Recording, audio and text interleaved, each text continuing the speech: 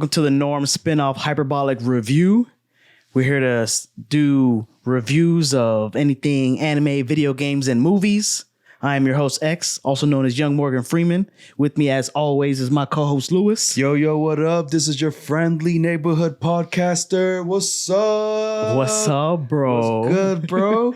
Back at it again for another review. Yeah, getting these reviews out. This is the third review in this installment of the Hyperbolic Review, spinoff of our regular podcast, Norm Hyperbolic Podcast. Yes, sir. YouTube exclusive. Hopefully we're not too late on the party with this review. If you are, checking the title of it, you know what you came here for. This is going to be a review of the new Spider-Man movie, Spider-Man Across the Spider-Verse. Yep. Oh, man. What an amazing movie. We'll save it. We'll save it. But first, I want to apologize. I've been sick the last couple of days, so my voice is a little bit raspy. But he's still out here thugging it out. Yeah, but I'm still out here grinding, man. We still got to make this video. Make these videos, bro. Unfortunately, we can't stop. So I do apologize if I sound a little different. Maybe sound a little thuggish. I don't know. Right. You sound good, baby. Yeah, right? Yeah, man. But we're excited. I'm excited about this one, man. Way too excited. There's a lot to talk about, but we're gonna try to crunch it down to a small time, and we're gonna hop on it. But before we hop on it, we got a little toy here. Because this is a YouTube exclusive, we wanted to utilize the video version. Yes. So we got here a little Figaro magnet. From the back of it, I hope it you guys can kind of see it. They can see it. But from the back of it, I guess you have to collect them, and they have various Figaros here. You got Spider-Man, Spider-Gwen, Spider-Man from 2099. You got Spider-Man Punk and Spider-Man Woman, and then you have one exclusive. A mystery one. So let's pop this open here. He's opening this live on the review. What we get.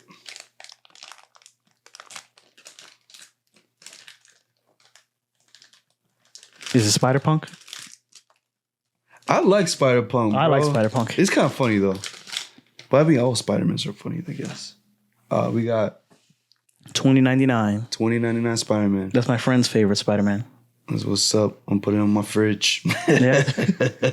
Hold up your report card. Oh, man. So there you go. A little unboxing. Whoa. Right? We do a little everything. We do a little bit of everything, So you got a little bit of unboxing on a review, right. But it's Spider-Man related. So that's why we brought it out. This is technically our first unboxing video. I hope you guys like that. Okay, so go for it. So just a little recap of how we're doing the review. So we're going to give you a little bit of information about the movie. Then we're going to do some non-spoilers. Then we're going to rank the movie with our ranking system. Saiyan, Great Ape, and Human. And then we're going to go into spoilers and back up our rankings. So first, a little bit of information about the movie. This is a sequel to Spider-Man Into the Spider-Verse. Yes, sir. So it's an animated Spider-Man movie produced by Sony and Columbia Pictures. This is a sequel that follows Miles Morales. It's basically his origin story from the comics with a multiversal twist on it. So the movie features many different spider people and spider animals across their respective dimensions. The movies both feature hyper stylized visual effects on top of CGI characters. Mm-hmm. And the movie is, I'm going to save it. At a budget of $100 million for the sequel, as of time of recording, the movie has earned $390 million. Not bad. With $120 million being on the first opening weekend. So they made their money back, the first weekend. That's good. They should have. Yeah. I mean, this movie was, pretty big and long awaited. So, which is funny because I remember you saying in our regular podcast that you weren't expecting too much from the first one. I didn't know. Yeah, that was a sleeper because, there's a history or a stigma or a reputation or whatever that Sony for a while has been fucking up Spider-Man. They made a good Spider-Man 1 and a good Spider-Man 2, but then ever since that, they kind of missed the mark with their Spider-Man movie while Marvel is over here making, billion-dollar movies with Iron Man and Captain America. And so would you say that Spider-Man blew up more when Marvel started asking Sony to include Spider-Man into their universe. No, man, I think Spider-Man's just always been big. Just the IP of Spider-Man has always been big. So that's why it's so disappointing that he doesn't have that many. He's got mad movies, but he should have the best movies. And, he does now with these movies. But that's what I'm saying. Like, do you feel like there was more of a blow up? I'm not saying Spider-Man was whack to begin with. I'm just saying, like, it was produced by Sony. It was exclusive Sony kind of thing. But they had their vision of what Spider-Man and like how they wanted to roll it out. Right. But my thing is, when they had Tom Holland on there as Spider-Man, and they wanted to include Spider-Man into the Marvelverse kind of thing, because they still have to ask Sony for permission for that. Right. Did you feel like that helped it, like, give it a little extra boost? I think so. Yeah. You can't. You get what I'm saying? You won't have this movie without those other Spider-Mans before it. But I mean, even like just worldwide, Spider-Man has been big. It's always been big. Yeah, and it's always been big. But it's been big off of the comic and off of the character of it is Peter a good Parker character. and Spider-Man. Yeah, because it has a sense of like humor. Well, I love the humor. It's not like crazy wild humor, but it's like occasionally like a little joke here and there, quips and jokes and jabs. A little jab, a little, no uppercuts. Occasionally a little uppercut. I'm not gonna lie, he does say it, a little uppercut. But everything else is like, it's pretty cool, and it's just like nonchalant. You just kind of like enjoy it. Yeah. And it's a whole vibe. Yeah. You know what I mean? But still being a superhero. Yeah. Of course, with great responsibility. With great power comes with great power comes great responsibilities. So let's go ahead and get to a little bit of non-spoilers. Go ahead. What'd you think of the trailer when you first saw it? So I stayed away from the trailers. Very good. I saw the very first trailer, which I don't even remember now what it was, but I saw the very first trailer, and then I stayed away from all trailers until the movie. So that's another thing I also don't know, because when we're doing non-spoilers, we're sticking to what's available in the trailer. Yes. So I don't really know too much of what's in the trailer. So well, from what I remember from the trailers, I think the main thing that popped up to me was Spider-Man 2099. I think that was like one thing, like him being chased, and I thought it was gonna be like, either Spider-Man did something wrong or Miles Morales did something wrong, and he's just being chased throughout the whole like multiverse kind of thing, because that's what it looked like in the whole. And then you got to see like glimpse of like other Spider-Mans, and you're like, oh, okay, yeah, I see what it's about. So if you don't want to know anything about this movie, I would say just go check it out. It's funny how you say that, but I feel like if people watch this exclusive YouTube video, it literally says in the title, it's a review. No, yeah, of course. I think you know what I mean? So if you're clicking on it thinking that you're not gonna get any spoilers, then it says review on the title. Yes, it definitely does. But I know that we do try to like be mindful to both people, the people that don't want the story told to them or whatever. Exactly. So the movie picks up right at the end of the first one. Yes. So in the first one, they beat the bad guy, and then everybody goes back to their respective universes. And then, Miles Morales, he's just the only Spider-Man again in his universe. So at the end of that movie, there's a portal that opens up where Gwen, just talks to him and says, hey, you want to do another adventure or whatever? So the movie's basically picks up right there, with also providing a little bit of context of like what the other what the Spider-Man was doing in the meantime. So which Spider-Man? I feel like we gotta be more specific. It's like we keep saying Spider-Man, but there's so many Spider-Man. Miles Morales. Miles Morales, yeah. So so it picks up like after that. Like he's still in high school. I think he's getting close. I think in this one he's a sophomore, because I think his mom had mentioned it. Yeah. And they want to start planning his college future, his path or whatever. But yeah, it does start like that, and then it starts with like Spider-Man or Miles Morales getting more comfortable being Spider-Man and the responsibilities that come with it. And then I like a little bit about this movie was that they explained more about the backstory of Gwen. In her own universe, yeah. Yes, Spider-Gwen. So about her universe and how like she came to be. Her Spider-Man and the heart, and then the pain that she had to endure, which I feel like every Spider-Man has to endure some type of pain. Right. If that means losing Uncle Ben, or losing your MJ, or losing your aunt. Right. All right. So that's where this picks up. So it picks up like right. So if you watch the first one, you can kind of just walk right into this one. So besides that, do you have anything else to add for non-spoilers? Non-spoilers, not really. I mean, if you've seen the trailer, I feel like this time with the trailers, they try to be like very vague with it. Yeah. Which is great because like I felt like I wasn't missing out on anything. Like or anything was being ruined because I was like, oh, I saw this in the trailer. Yeah, you know no, but it felt like very vague. Movie. Yeah, and there's a lot going on. Yeah, there's a lot going on in this one. So, but when you're ready to jump onto it, I mean, so like he said, we do our grading scale. We got, I think I'm gonna start from here. We can edit it in the video. And we're gonna re-edit it, but basically you have human, which is the lowest, which basically means it's not even worth the watch. Right. Then we got grade 8, meaning is mediocre, is decent. You know, watch it if you want. Non-offensive. Yeah. You know, if you don't, you're not really missing out on too much. And then you have sane, which is like the best of the best. Creme de la creme. Creme de la creme. Definitely worth the watch. Definitely worth your money, your buck, your ticket price, admission. Yes. So, but usually for this segment, we rate it first and then we jump in. We do like a 1, 2, 3, and then we go. We always got to do the 1, 2, 3. We do the 1, 2, 3 go. All right. Xavier got it right the second time. I did. Hopefully he can get it right the third time. Every odd number I don't get it right. All right. So you ready? Ready. All right. So on a count of 3, after go, we say our answers. Okay. 1, 2, 3, go. Saiyan. There you go, man. I already knew it. We both knew it, bro. We already both knew. It was no surprise there. It was such a great movie. I can't even lie. It was so good a movie that I almost didn't want to do this review just because I just love it so much. So I was just like, well, what can I say?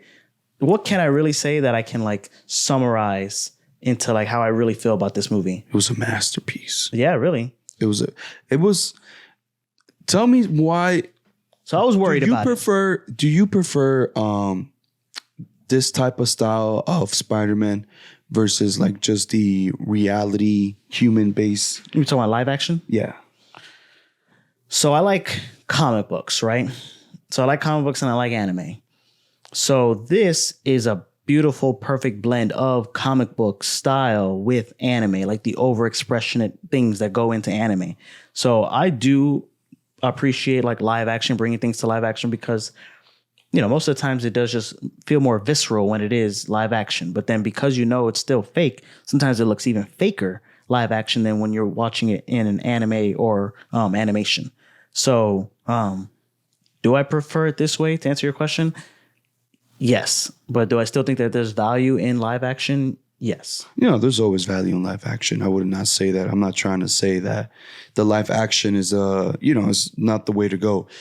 But the way they animated this, the way they chose the right like style of art to illustrate it, which is a little bit of comic book, but a little bit of like 3D kind of effect to it, is beautiful. Like it is like just great. And I love the part where they do the backstory of Spider-Gwen. And in her universe, which it was funny because I went to go watch it with my girl and my girl was like, did it always look like this? And I was like, no, I think it's the way they draw it out for Spider-Gwen's universe is more like pastel. And when she goes into like certain moods, you can see like the background kind of like what's it called? Like kind of like unfocused, and then you can kind of feel like the paint is kind of like raining downwards behind her, depending on that's how it is in her comic book. Her comic book is like the art, at least the covers are very like pastel and watercolor. And it feels like it's like flowing down or something like that. Yeah. And I'm like, at first I had to think about it, but I'm like, no, I think this is just the way her universe looks. But then when they jumped into Miles Morales' universe, it went back to the normal, what you're used to, like the 3D effect, the kind of like the green, blue. Yeah, and every world, like, so we're already at the spoilers part. So even when they go to like the Indian Spider-Man, I thought it was funny, man. His whole world has like this, like not sandy, but like a feels hot and dry, but it also feels like vibrant. Vibrant, yeah, and like noisy, like more noisy than usual. Yeah, like and his own New York or whatever. Yeah, it was like an Indian New York because it has like all the traffic, like it feels like overpopulated, which in reality that's how India is. Yeah. Anyway, yeah, so right. No, you've seen the videos of like the intersections where they. that's how it is, like the whole universe. But it was just great, man. It was I loved it. There was every aspect of it, and then the music choice to use Metro Booming. Oh yes, right. To do the soundtrack. It slapped, bro. It was a vibe, bro. It was a vibe, and I like how they incorporate. Oh, and this time I felt like they incorporated more Spanish into it. Oh yeah, because he was actually speaking Spanish. He was speaking more. His mom was speaking more Spanish, so there was more like that, like culture into it. I mean, they did present it in the first one, but they weren't like really dabbing into it like that, right? As much I felt like this one, even like the.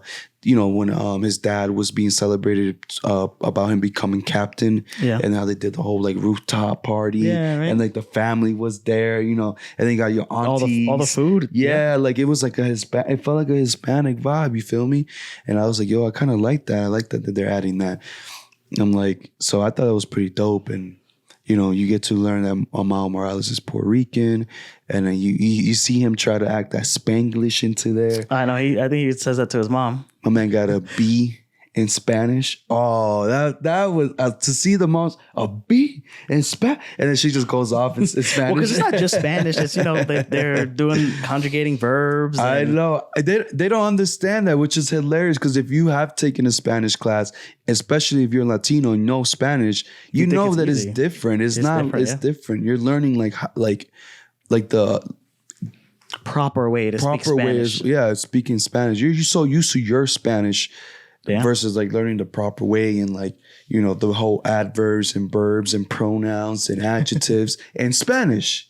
Yeah, so language that you think that you know. It throws you off. So you think it's gonna be an easy class, like I know Spanish, but then you start getting hit with all these little adverbs and preverbs and all that extra stuff. And you're like, damn, wait, they didn't teach me that at home. They didn't teach me that at home, but. So back to the movie. I was worried about this movie having like sequelitis, which is like where the sequel is just like very underwhelming to a really good movie. So the first movie was just so good. Like the first movie is great. Also a masterpiece, I would say. Oh, it was. But that movie is but it's better than this movie in the ways that only a prequel or an original can be. So like where it's all fresh and it's all new. So that's where the first one is better than this one. But as far as like being a sequel and taking everything that we like about the first movie and like taking it a step further, this movie is just like way better. Like it enhances everything. At first, you're only having like 5 Spider-Man, like the Spider-Man Noir, the anime Spider-Man, Spider-Ham. Yeah. You have like, a small cast of other Spider-Man. This one, because I think they had a higher budget for this one. Yeah. Well, and not all those other characters even get a lot of play because there's, they still stick to like, only a few, like the Indian one, Spider-Punk, and to the main ones. But like I felt like this one they added like way more. Yeah. So like you had every Spider-Man. Yeah. And then you had like little Easter eggs of like the old Spider-Man. Like there was like a part where you get to see like, what was his name? Tobey Maguire, Spider-Man losing Uncle Ben on the streets. Yeah. Like there was like a little clip of that in there. You're like, oh shit, that's so dope. And it's just like you saw Andrew Garfield with his at the end of his movie, the Captain Stacy. Yeah. That was part of it, that every Spider-Man loses like a police captain. Yeah. Or they lose somebody like significant to them. Yeah. And not everybody loses their MJ, not everybody loses their Uncle Ben or whatever. But it comes with some strife to be Spider-Man. Yeah. No, it is. It comes at a cost. It was great, man. It was just great. Miles Morales is always awesome, bro. It's like a vibe. And I love the beginning, him at the bodega and just, heating himself a little Jamaican patty. Oh, yes. You know what I'm talking about? Like, it's just dope. And I like that too, that they also incorporated more of like the New York vibe. Spider-Man has always got a little bit of New York in it. Well, like it has like they show the settings. Spider-Man is from New York, right? But I feel like this one they like incorporated more into it. Like I felt more of the New York vibe. Like just like the whole bodega scene, the whole like it's just it's a vibe, bro. It's a vibe, man. Yeah, no. So it didn't let me down at all. It exceeded my expectations, even though I was very worried about it not being as good as the first one. No, it was It good. takes everything, that you love about the first one and moves it forward. The personal stuff with Miles and his family, the funny Spider-Man jokes and bombastic action that you're talking about. Yeah.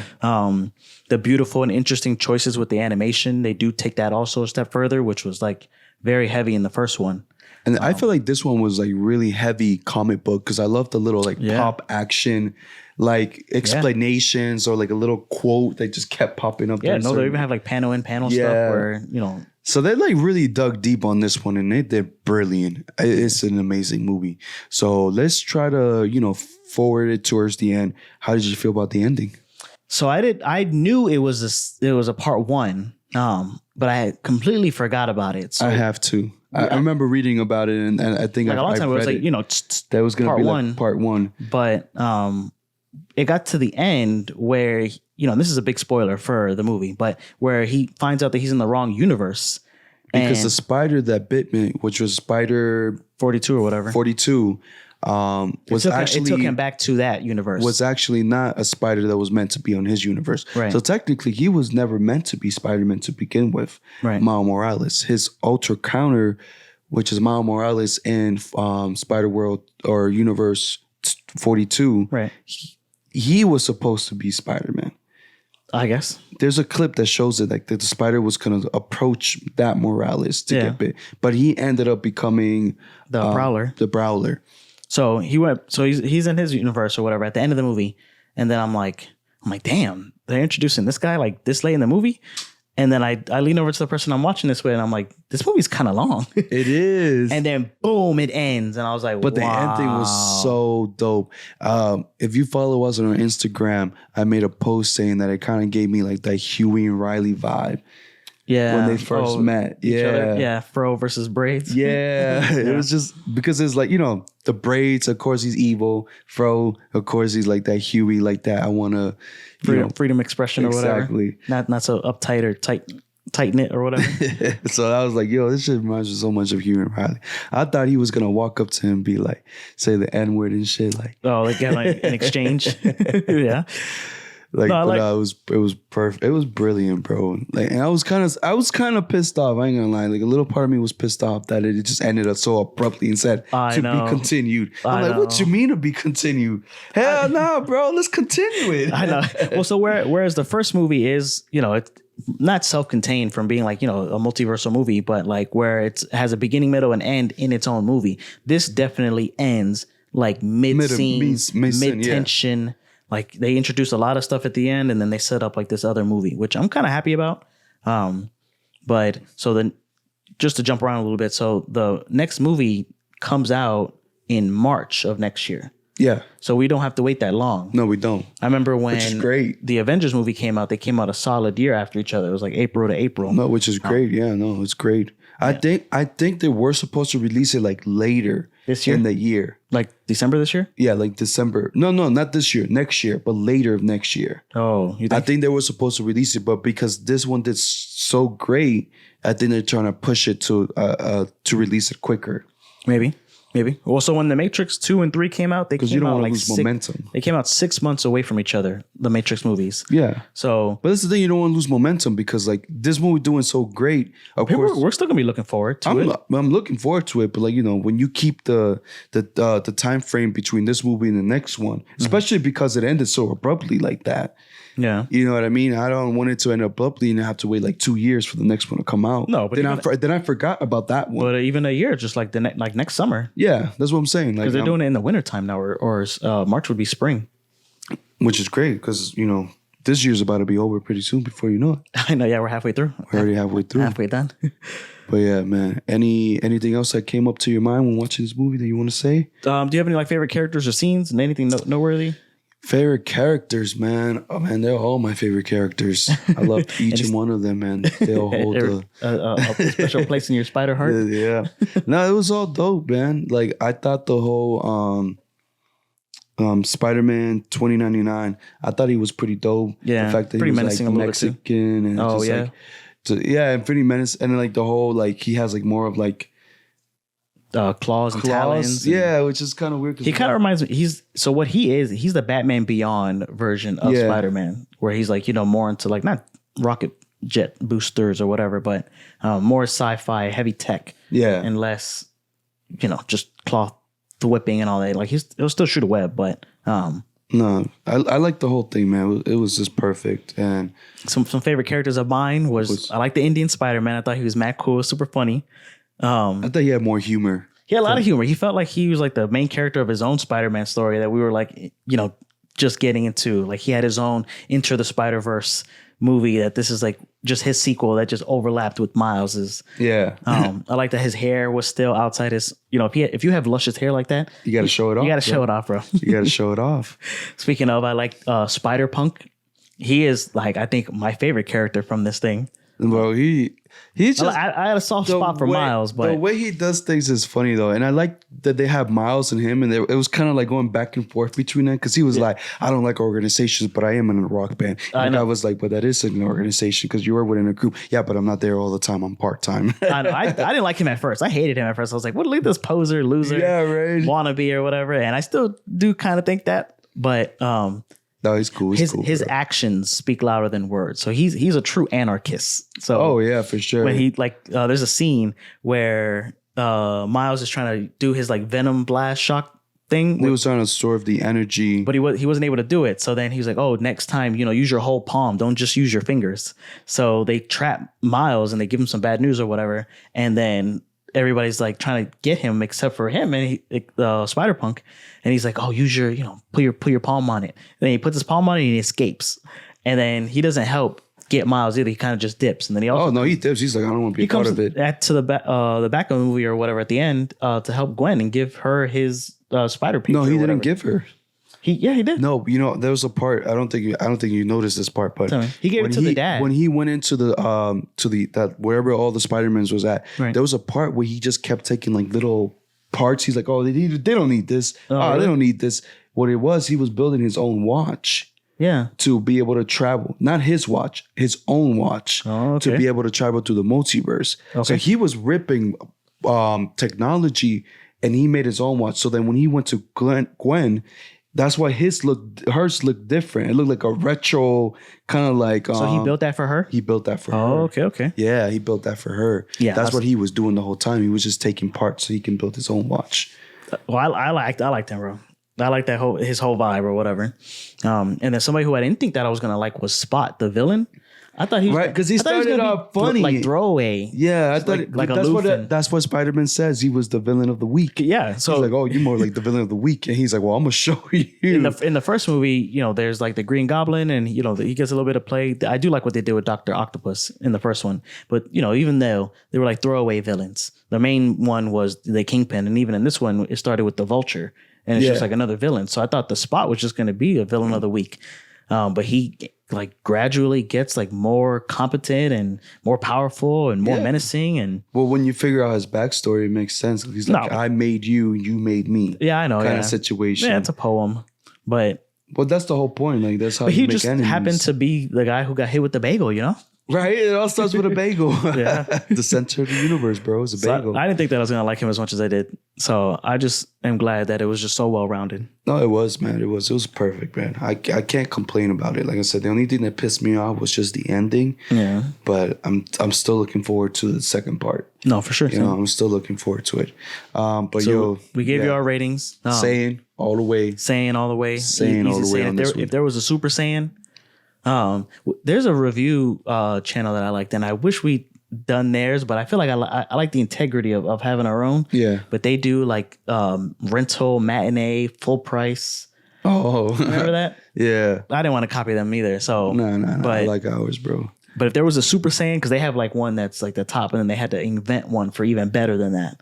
I mean, if we had to invent one, I would definitely say Super Saiyan, bro. Super Saiyan? Super Saiyan for this one? No, this one for sure, man. Like I said, I can't find any faults. I can't be like, yo, this was okay, or no, it was a great film, man. It was perfectly done, and I love the animation. I love the way it makes me feel like a kid again. Right. Like I'm enjoying the jokes. I'm just having a blast, man. I'm in the movie. I was in the movie theaters like probably dying. laughing Right. and smiling the whole time. Like, I just felt like I was a kid again, just enjoying When Spider-Man. they're whipping and you just, Yeah. you feel like you want to just jump in and Nah, man, it was a vibe, bro. But at the end of the day, this probably be a Super Saiyan movie. sure. So definitely watch. If you haven't, you're missing out. If you think this is just for kids because of the way it's styled, you're definitely wrong. Go watch it for sure, man. for sure. But anyways, bro, you want to wrap it up for us? So wrapping it up, straight praise. I wish we could talk more about like the cast and crew, the production, and all that. But just anybody who watches this movie knows that. Anybody who knows me knows that this is like the movie for me, bro. That shit was like so spot on. But as far as just wrapping it up, how do we wrap up these episodes, bro? We don't really wrap it up, man. It's saying it is what it is. Watch the goddamn movie. That's it. That's all we gotta say. That's all we gotta say, man. Until next time, is your boy Lewis, your co-host X, aka Young Morgan Freeman. And we out, y'all. and we out, bro. Deuces. Y'all heard? Go to your mother.